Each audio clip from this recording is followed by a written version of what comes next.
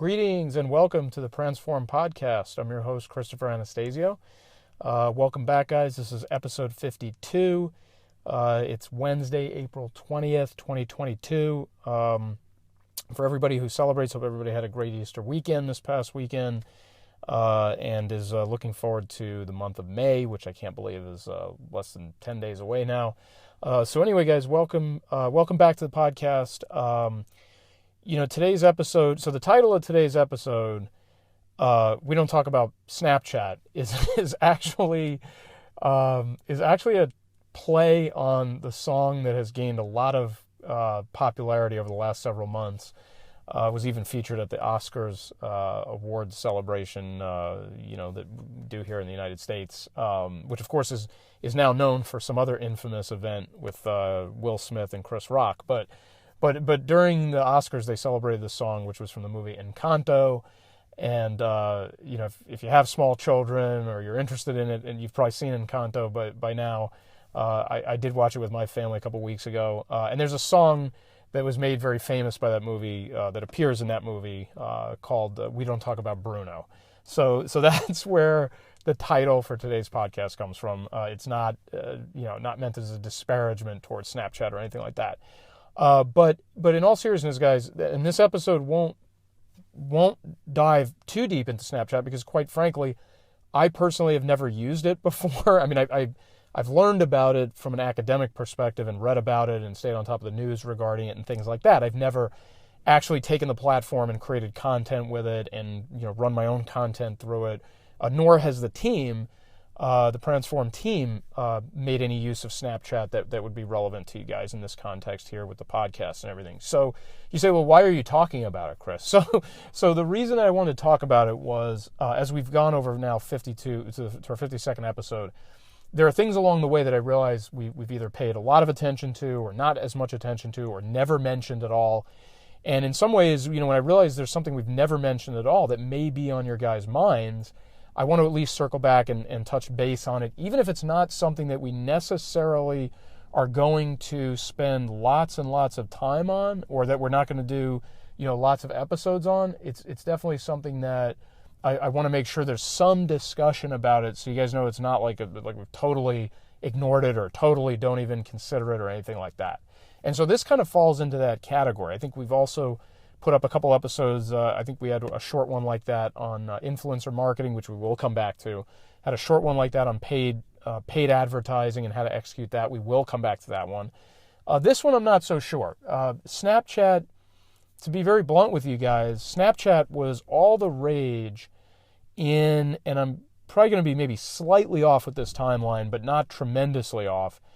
But if you looked at like the 2015-16 time frame, you really saw Snapchat kind of elevated into a very prominent position from a social media platform perspective. And it was kind of, in some sense, it was kind of like filling a bit of a void there between Instagram and TikTok. So if you look at the history, like Facebook emerging in 2004, Twitter emerging in 2007, Instagram in 2010, TikTok in 2018-19, it's easy to forget that for a brief moment there in 15-16, I want to say, that Snapchat had really become the rage. And it was kind of all happening based on this aspect of Snapchat where messages disappeared after a certain amount of time. So you could, and if you look at the original conception of the concept, I mean, the gentleman who created Snapchat was looking for a way to communicate, I believe, with his fraternity brothers, and they were trying to find ways to say stuff to each other that wouldn't stick around and they wouldn't have to be, wouldn't have to answer for later in life or whatever. I mean, it's not the exact story. I encourage you guys, if you're interested in it, to take a look and look up Evan Spiegel.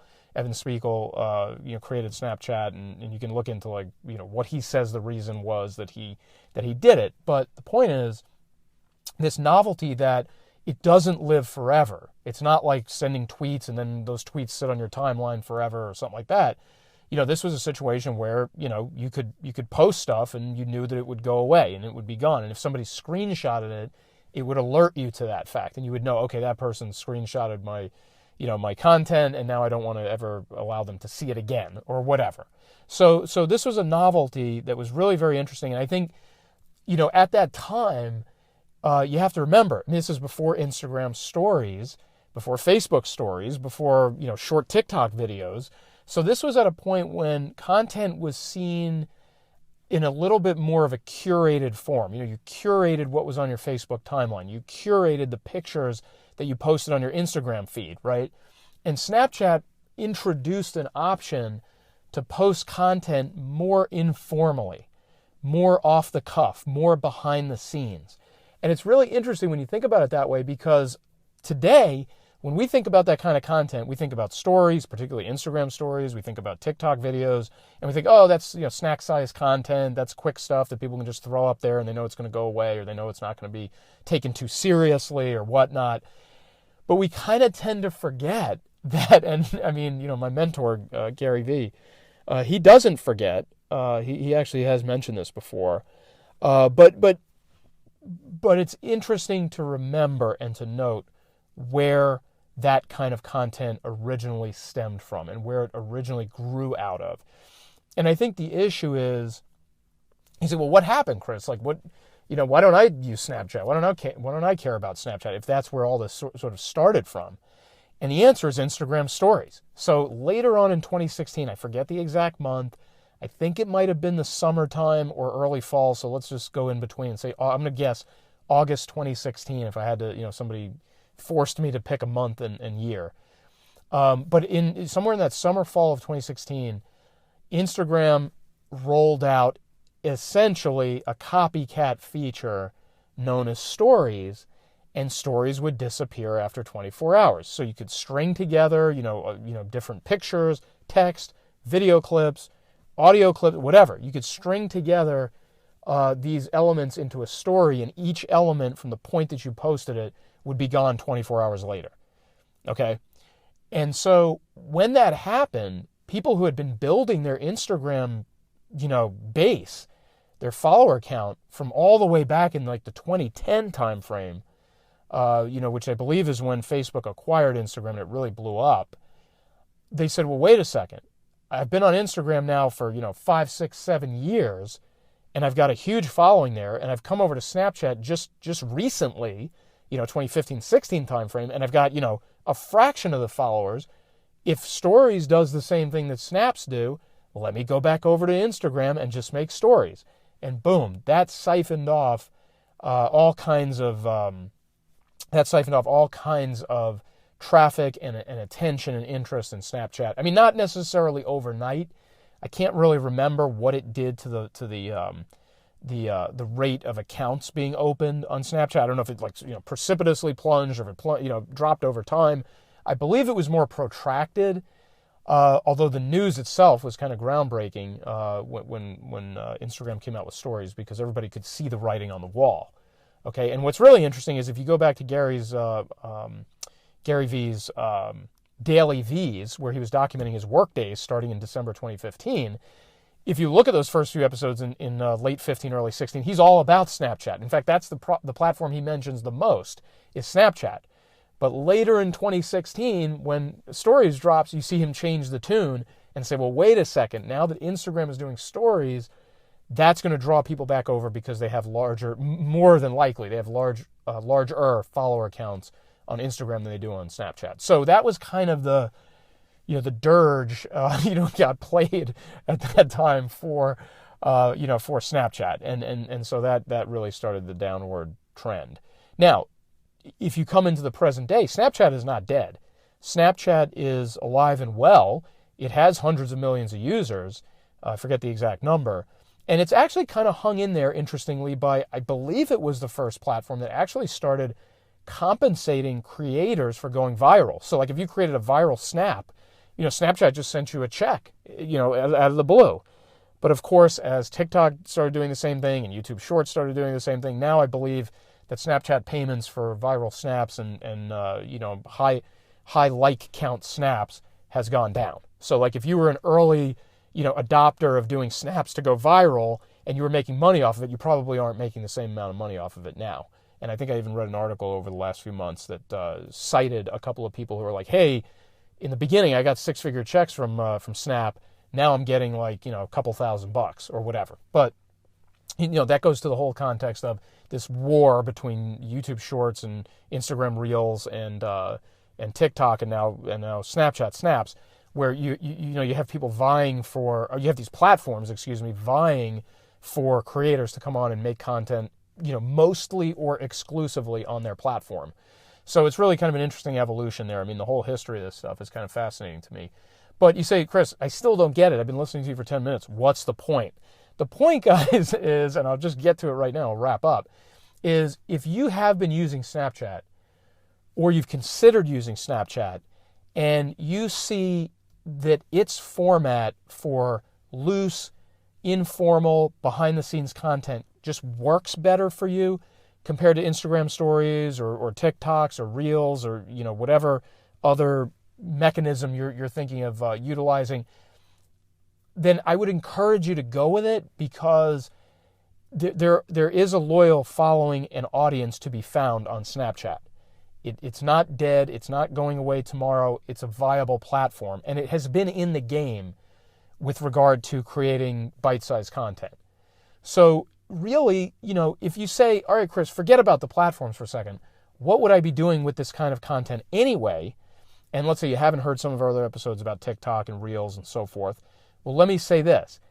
If you're running a business that you feel on any level you can open up some of the looser, more informal, more behind-the-scenes moments, and you can connect with your audience and create that know, like, and trust factor, then those formats, the Instagram Reels and Stories, the YouTube Shorts, the TikTok videos, the Snapchat Snaps, that's where you're going to do that sort of thing.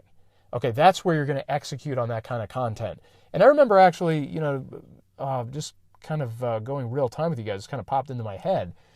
I watched a tutorial on Snapchat that had been made in like the 2016-17 timeframe, and it was all about, how should a business owner use Snapchat? And the entire presentation was about just documenting your day, no matter how irrelevant you thought the moment was. It was just the idea that you were going to open up the aperture a little bit and show your audience like who you are. Here's me getting up in the morning. Here's me making a cup of coffee. Here's me getting into my car. Here's me commuting to work. Here's me settling in for the day. Here's me making my to-do list. And you're like, yeah, Chris, okay, I got it.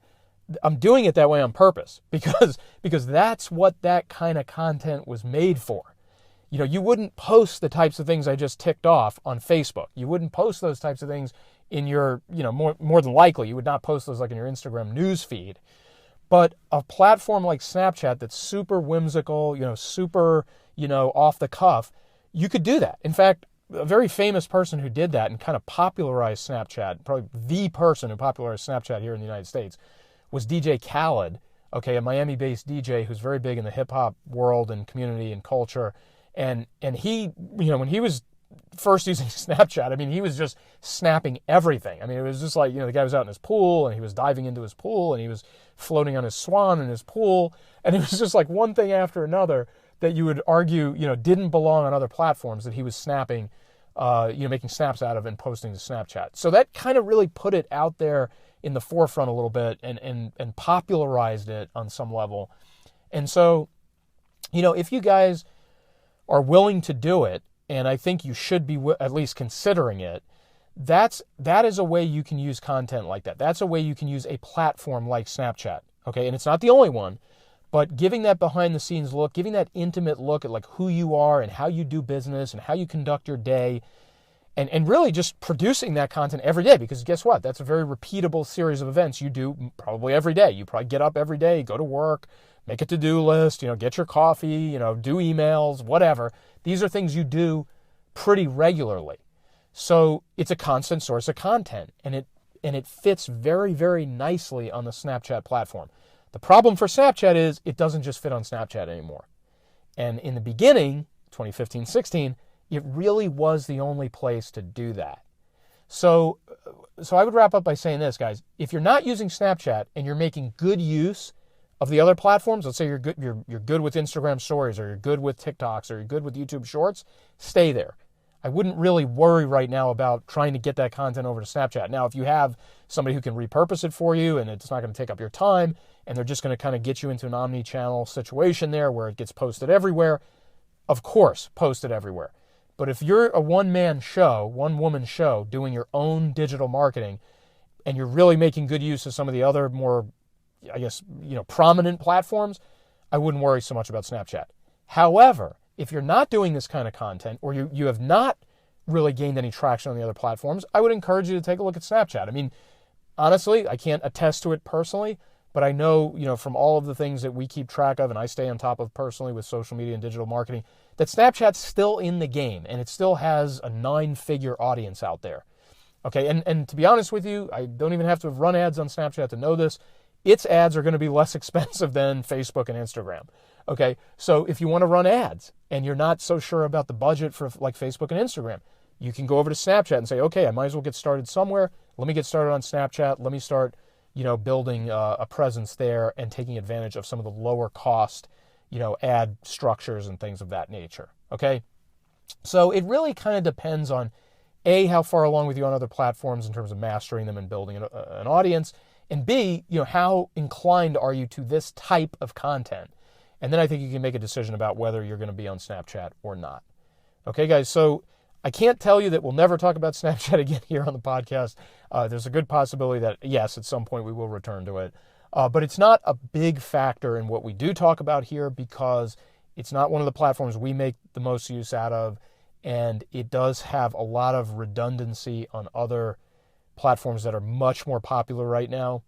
But again, that always creates an opportunity. Where there's popularity, there's a crowded marketplace. Where there's less popularity, you may find more organic traction. So that's why I say do not rule it out. Take a look at it. See if it fits with your approach and your strategy and the tactics you want to use for your business. And then make a determination from there. And if you guys really want, if there's enough demand to hear more about Snapchat and talk about it and go into tactics, we can accommodate that, and we will meet that requirement from our audience. But right now, like I said, it's a less relevant platform to us than some of these other behemoth kind of platforms right now, like Instagram and YouTube and even TikTok. Okay, guys, so we're going to wrap it up here. We will be back at the end of this week with episode 53, anticipating that one to be published on Friday the 22nd, but might be a slight change there. But look out for episode 53. Definitely hope you enjoyed today's episode. Follow us on Facebook at Transform. LinkedIn, same thing. And also check out the website, transform.com. We always appreciate you liking, sharing, and subscribing to the podcast here as well. All right, guys, thanks again. Hope everybody has a great midweek and gets to the weekend as fast as possible. And we'll talk again soon. Thanks so much, guys. Bye-bye.